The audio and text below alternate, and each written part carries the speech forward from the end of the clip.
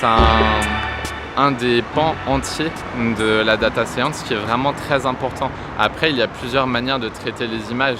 On peut les traiter via des algorithmes permettant de délimiter des surfaces, mais généralement on va travailler sur un fichier avec des pixels, donc on aura des valeurs, etc.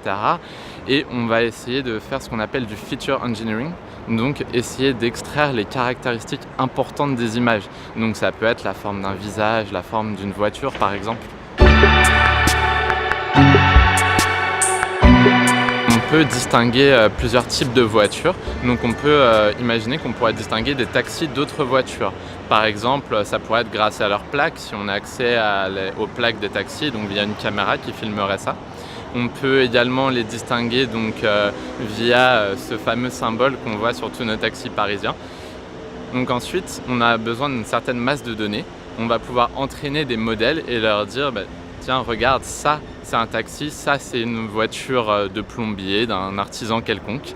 Et ensuite, notre modèle va être capable de faire la distinction. On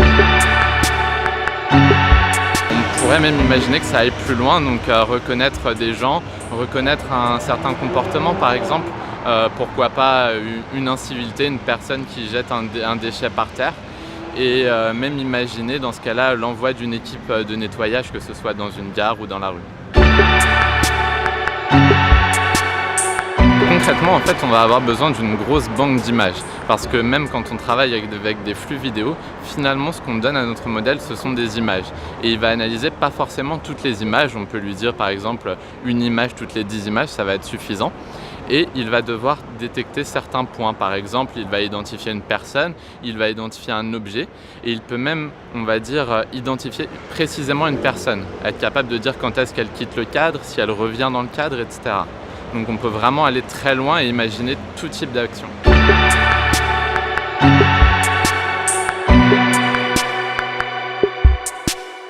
Par exemple, j'effectue régulièrement un trajet Rouen-Paris et lorsque je vais à Paris, je réserve régulièrement un taxi suite à ce trajet. Et sans pour autant penser à des caméras où on reconnaît nos visages, on pourrait donc imaginer simplement une détection d'habitude et en fonction des taxis qui sont disponibles dans cette gare, une réservation immédiate et qui anticipe mes besoins. Cela pourrait se faire de manière anonyme. On pourrait par exemple penser à uniquement un identifiant de train qui serait au préalable anonymisé, etc. Donc on a les moyens actuellement d'anonymiser ces données.